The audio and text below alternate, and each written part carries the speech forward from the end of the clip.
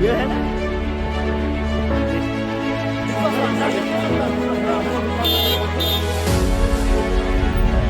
Adab, you're watching Awaz the Voice and I am Yasmin Khan, and today Awaz the Voice's Election Express has reached Srinagar and we have been joined by a very senior leader from National Conference, Tanveer Sadiq. Tanveer Sadiq की अगर हम बात करें तो अभी इनका जो election debut है वो स्टार्ट हो रहा है एनसी की सीट से, और जडीबल कॉन्स्टिट्यूएंसी जो है वहां पे ये फिलहाल लगातार कैंपेन कर रहे हैं। Thank you so much Tanveer साहब हमें वक्त देने के लिए। बहुत बहुत शुक्रिया। अभी जो आपका इलेक्शन का ये स्टार्ट हो गया है, हम देख रहे हैं आपके वीडियो सोशल मीडिया पे काफी छाए हैं, बट एनसी ज्वाइन करने से पहले या इस टिकट पे लड़ने से पहले आपने एज अ इंडिपेंडेंट कैंडिडेट भी इससे पहले कंटेस्ट किया है, तो थोड़ा बहुत उस ट्रांजिशन के बारे में बताएं। How did you get into politics and how is it going with NC currently? देखिए, पॉलिटिक्स में आना एक इट्स अ लॉन्ग स्टोरी। मतलब मैं बाहर भी गया, मैं देयर वाज अ टाइम जब मैं पॉलिटिक्स के साथ बहुत इन्वॉल्व था, लेकिन फिर मैं सोचा कि शायद बाहर जाऊं। जिस तरह हर एक जो एजुकेटेड पर्सन सोचता है कि मैं बाहर जाके कुछ काम करूं, अपना कुछ अपनी फील्ड में। बाहर गया, अमेरिका गया, नेशनली भी कुछ कंपनीज में काम किया, लेकिन कहीं वो मुझे एक वैक्यूम जैसा लगा कि कहीं कुछ अभी करना बाकी है, और इसीलिए फिर पॉलिटिक्स ज्वाइन की। पॉलिटिक्स इसलिए क्योंकि वाले जो भी एक पॉलिटिशियन का घर होता है वो उसमें प्राइवेसी नहीं होती है। आप देखेंगे हमेशा दरवाजा खुला होता है, इवन बेडरूम तक लोग पहुंच जाते हैं कभी कभी। तो वो जब बचपन से आपको ये प्रोग्राम किया जाता है तो आपके लिए वो एक नई चीज नहीं होती है, लोगों में रहना पड़ता है। तो वो मेरे लिए एक नया नहीं था, इनग्रेन्ड था। उसके बाद फिर आस्ते आस्ते एक ट्राई किया एज कॉरपोरेटर इलेक्शन लड़ा, जीता वो आज से कोई 18 साल पहले, इनफैक्ट उससे ज़्यादा ही होगा, 2005 में था।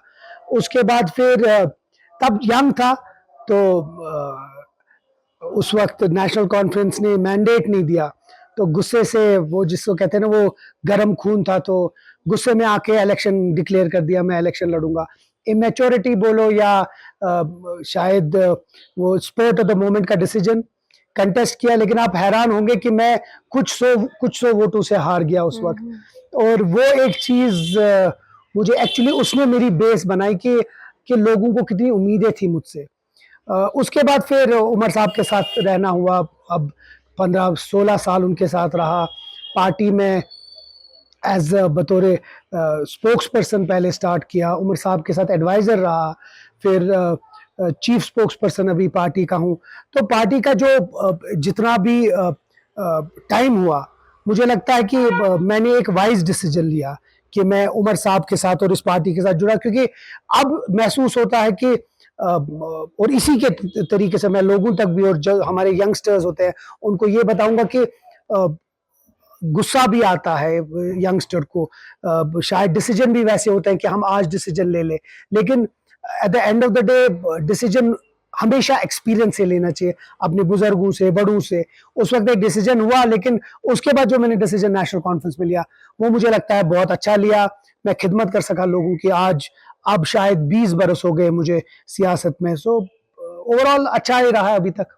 आपकी जो पार्टी है, कई सारे ऐसे नए कैंडिडेट्स भी हैं उसमें, जैसे मियां मेहर है, इज ए यंग कैंडिडेट, मियां साहब के जो बेटे हैं वो है, या आप हैं।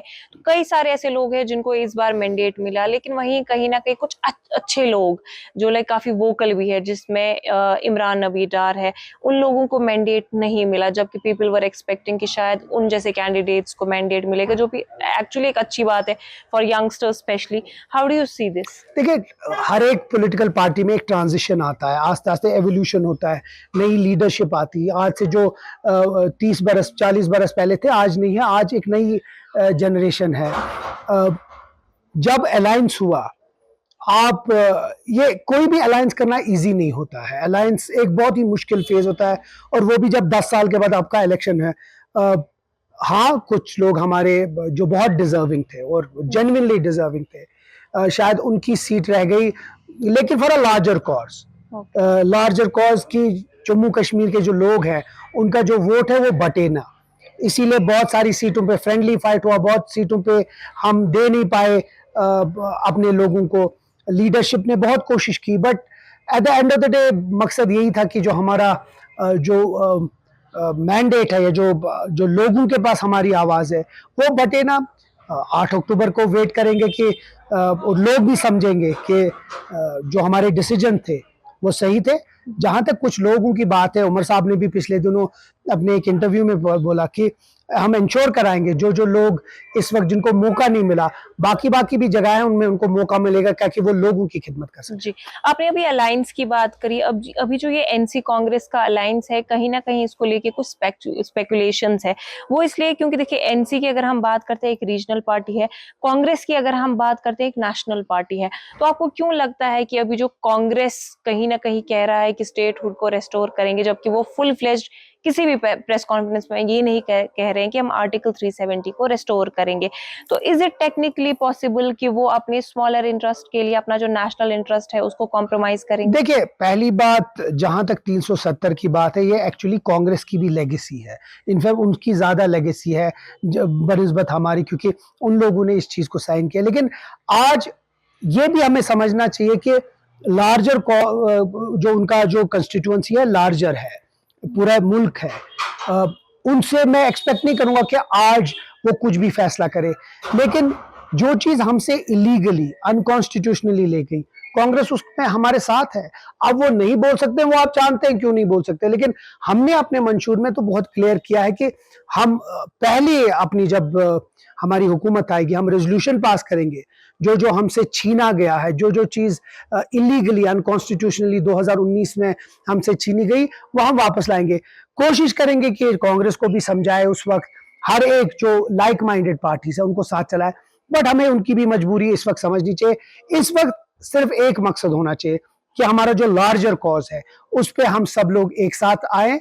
बाकी 8 अक्टूबर के बाद फैसला करेंगे। अभी जो रिसेंटली प्राइम मिनिस्टर की रैली कश्मीर में हुई, as a star campaigner for BJP वो यहाँ पे आए, उन्होंने अपनी रैली में लोगों से खिताब किया और कहा कि दुनिया की ऐसी कोई ताकत ही नहीं है जो आर्टिकल 370 को रेस्टोर कर सके।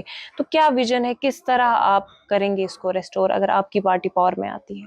पहली बात, दुनिया की कोई ताकत, ये तो हमारे असेंबली में रेजोल्यूशन पास करके हम सुप्रीम कोर्ट में जाएं। देखें, मैं आपको क्लियर एक बात बताता हूं, इससे पहले जो 2023 का वर्डिक्ट आया था, जजमेंट आया था, उससे पहले 3 जजमेंट्स 370 के फेवर में आए हैं।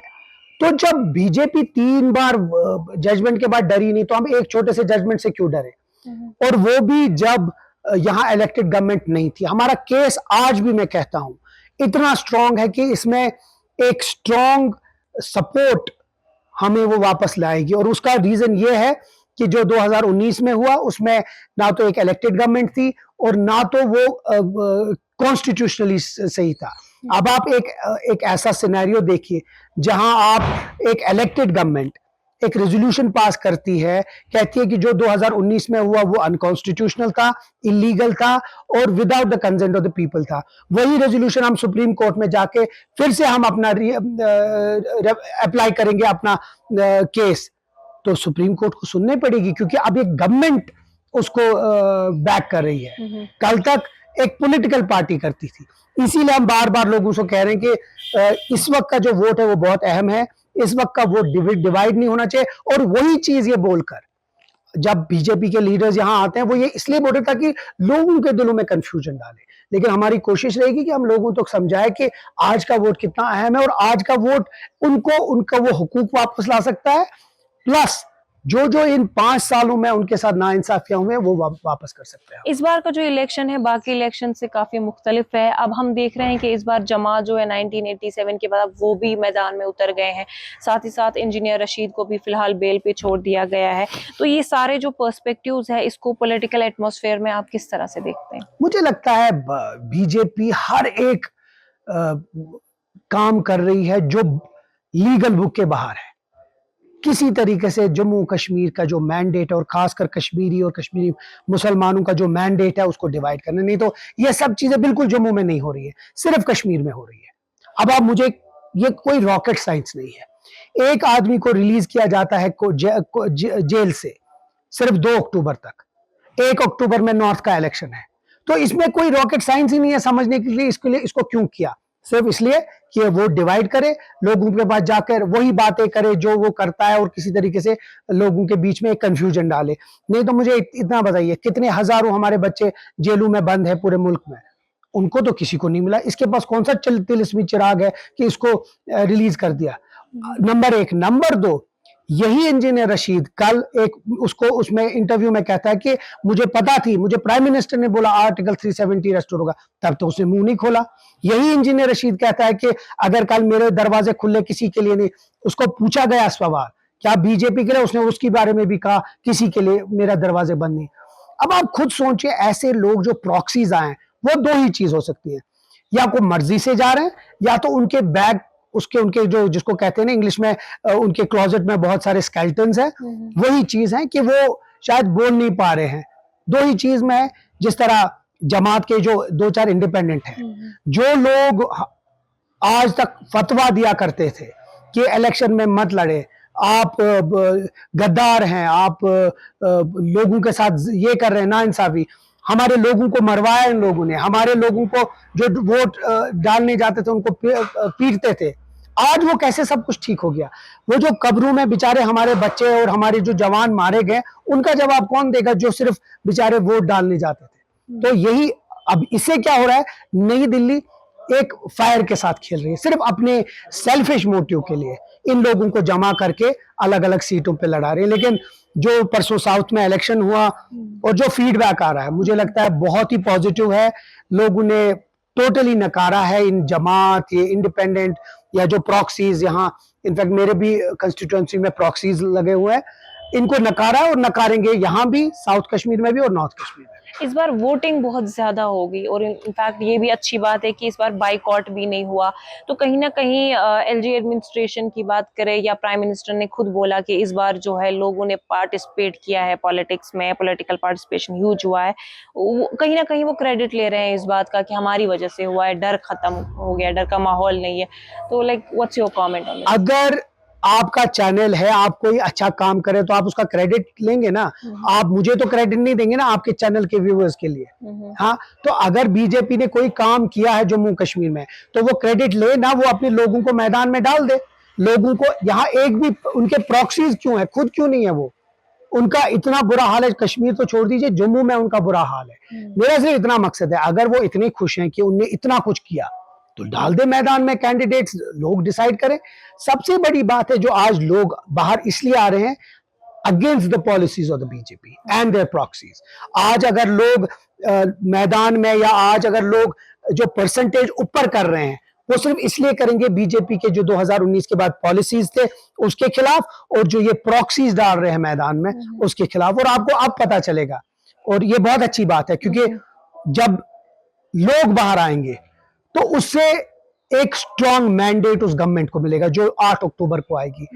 कल कोई उंगली नहीं उठा सकता है कि ये कोई रिग्ड है या कोई कुछ है। ये एक लोगों की हुकूमत होगी, और लोगों की हुकूमत ये समझ के चलेगी कि कल उनके पास वापस लोगों के पास जाकर उनसे फिर से वोट मांगना है। तो मुझे लगता है ये एक पॉजिटिव डेवलपमेंट है, बट बीजेपी का इसमें कोई हाथ नहीं, इसमें लोगों का ही हाथ है। शुक्र है कि लोग समझ गए हैं कि उनका वोट कितना है। पीपल इन जर्डीबल फाइंड यू वेरी अकोमोडेटिव। तो आपसे जानना चाहूंगी कि अगर वो आपको अपना मैंडेट देते हैं तो उनके लिए, लाइक उन्हें देने के लिए आपके बकेट लिस्ट में क्या क्या है?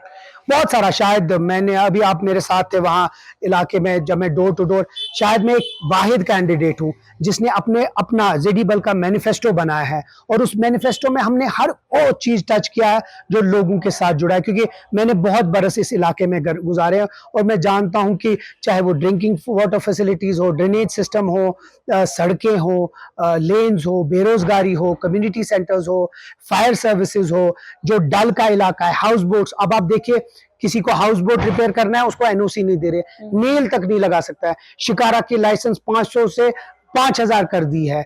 ये सब जो इश्यूज है ये मैंने इसमें डाला, और मैंने इनसे पूछ के ये मैनिफेस्टो बनाया है। अब आप देखिए, स्मार्ट सिटी की बात करें, लाल चौक को साफ किया, उसको रंग किया, लेकिन आप मेरे साथ अगर आप स्टार्टिंग में होते तो आप देखते कि ड्रेनेज का हाल क्या है। वो जो जिसको हम कश्मीरी में कलाई कहते हैं, जो काठी दरवाजा का है, इतने डिलैपिलेटेड कंडीशन में है, उसको ठीक कीजिए। हेरिटेज है हमारा, वो गिर रहा है लेकिन किसी को कोई चू से दूर नहीं हो रही है। अच्छा, मखदूम साहब का जो गेट है उसके पास एक कलाई है, आप हैरान हो गए, वो पूरी गिर गई है। जब मैंने अफसरों से बात की, एक कहता है ये आर्कोलॉजी के हाथ में है, दूसरा कहता है वो उसके हाथ में है, तीसरा कहता है मेरे हाथ में नहीं है। आप देखिए ब्रेजननेस, ये हमारी हेरिटेज है। आज से 100 साल 200 साल बाद भी जब लोग आएंगे वो कहेंगे कि यहाँ कोई ये है। नहीं तो अगर हमने आज ही उसको तबाही कर दी, कल लोग जो हमारे हैं वो कहेंगे क्या तबाह कर दिया है। सो अब ये सब कुछ दिमाग में रख के मैंने इंश्योर करा है कि ये सब चीजों पे हम काम करें। जहां तक मैं लोगों के पास हूं, इक्तदार से मैं बाहर था तब भी मैं वैसा ही था। आई यूज्ड टू गो, मैं वहां उनके गमों में खुशियों में हमेशा जेडी बल्लू के लोगों के साथ रहा हूं, और यही समझ के कि मैं उनका अपना हूं और मैं कोशिश करूंगा कि जो भी उनके मसाइल हो उनको हल करूं, उनके पास जा रहा हूं। बाकी मुझे पूरा यकीन है 8 अक्टूबर को जब जेडी बल की सीट होगी तो सबसे ज्यादा मार्जिन इंशाल्लाह JKNC को होगा। चलिए, आपने, अब आई अंडरस्टैंड आपका जो स्केड्यूल है काफी टाइट है, स्टिल आपने हमें टाइम दिया, उसके लिए बहुत बहुत शुक्रिया। Thank you so much.